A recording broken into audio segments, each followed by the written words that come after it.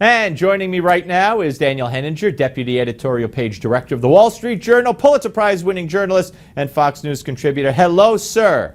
How you doing, Steve? I'm doing well. So I'm driving in, and I'm listening to Rush, which I usually get the first half hour of his show. And then your wonderful name came up, and Rush was talking about how he has been saying that there are Republicans who he knows and who he's heard that say they'd rather vote for Hillary than vote for Donald Trump.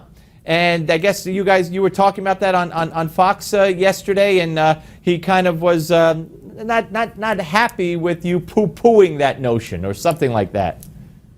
Well, I was responding to his assertion, that some of these Republicans would rather vote for Hillary Clinton than win the presidency. And what I actually said was, I was only describing my own experience. And in talking to, that's all any of us talk about these days, right, Steve, is the election and Trump and all the rest of this. So, all of us have had hundreds, thousands of conversations. And in my experience, the overwhelming number of Republicans and conservatives, once they get finished fighting with each other over Trump and Cruz and Kasich and the rest of it, usually the bottom line is, I'll tell you one thing, what I'm all for is not allowing Hillary Clinton to get into the presidency.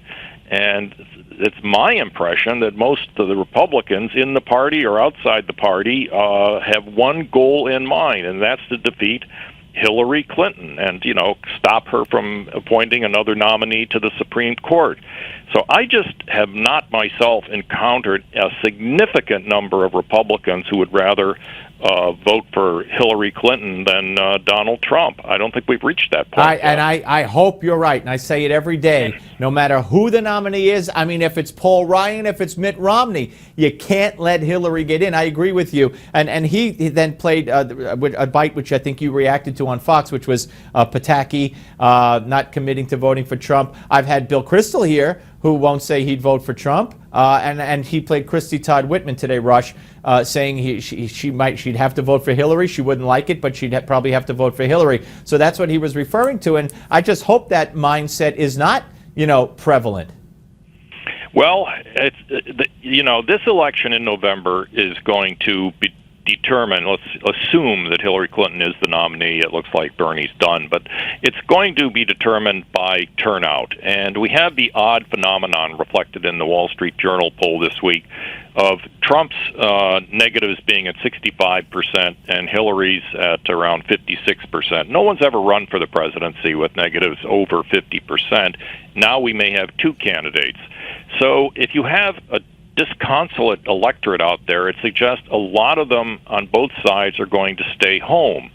And I think it's incumbent, at least on the Republican side, not to tear each other apart to the extent that you become irreconcilable and that one faction or group, say Trump supporters decide, or Cruz supporters decide, they have been so disenfranchised that they don't want to vote. And that means automatically Hillary Clinton goes into the White House.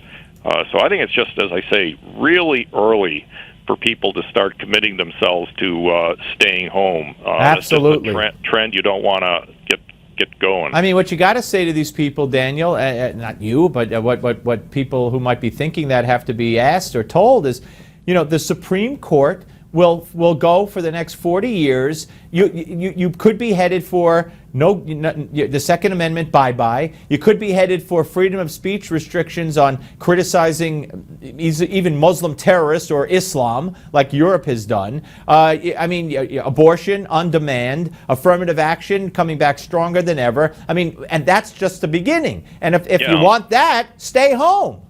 Yeah, and all those executive actions that Obama has taken, the administrative state, all of it would be confirmed. The ball game would be over, Steve. Absolutely. It's absolutely unthinkable to lose the Supreme Court like that. Yeah, it is frightening. But now the big victory by Trump yesterday, do you believe that this is basically over now? I think he's got, it's a phrase we haven't heard much lately, the big mo. Big momentum in politics counts for a lot. And I do understand that especially Ted Cruz is hoping to target districts in places like Delaware, Indiana, and Nebraska, even in California, to hold down Trump's delegate count. But I think with the way Trump is going, they're going to have to do more than just deprive him of delegates. They're going to have to he and Kasich show some elevation, popular elevation on their own. Because this thing's going to Cleveland, and if you're going to go to Cleveland and try to make an argument to those delegates that you should be the nominee, I think you're going to have to go in there with something more than just a bunch of delegates in your pocket. You're going to have to show some popular support.